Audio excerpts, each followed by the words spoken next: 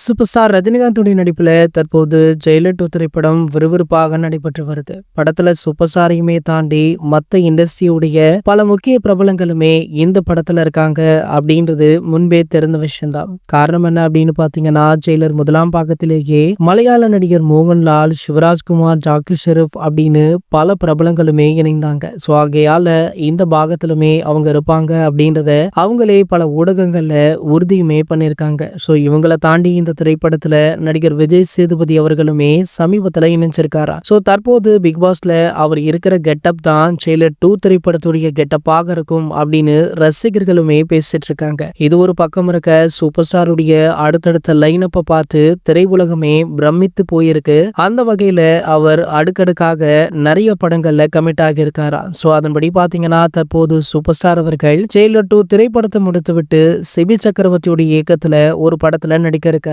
So இந்த படத்தை Rajkamal films international நிறுவனம் தான் தயாரிக்கிறாங்க. இதற்கான அறிவிப்பு சமீபத்துல தான் அதிகாரப்பூர்வமாக அறிவிக்கப்பட்டது. சோ இந்த போஸ்டர் வெளியானதுல இருந்தே இந்த படத்தை பற்றிய பேச்சுக்கள் அதிகமாக இருக்கு. அதாவது இந்த திரைப்படம் தலைவர் 173 உருவாகுது. 174வது படத்தை பற்றியுமே முக்கிய தகவல் ஒன்று வைரலா போயிட்டு இருக்கு. சமீபத்துல பாத்தீங்கன்னா, பிரம்மாண்ட இயக்குனர் சங்கர் அவர்கள் தலைவர் ரஜினிகாந்த் அவர்களை மீட் பண்ணி ஒரு சில கதைகளை சொல்லியிருக்காரு. அதுல சூப்பர் ஸ்டார் அவர்கள் முதல்வன் 2ஆம் பாகத்துல கையில எடுத்துள்ளதாக சொல்லப்படுது. சோ இந்த படத்திற்கான அறிவிப்புமே கூடிய விரைவில் வெளியாக உள்ளதாக சொல்றாங்க.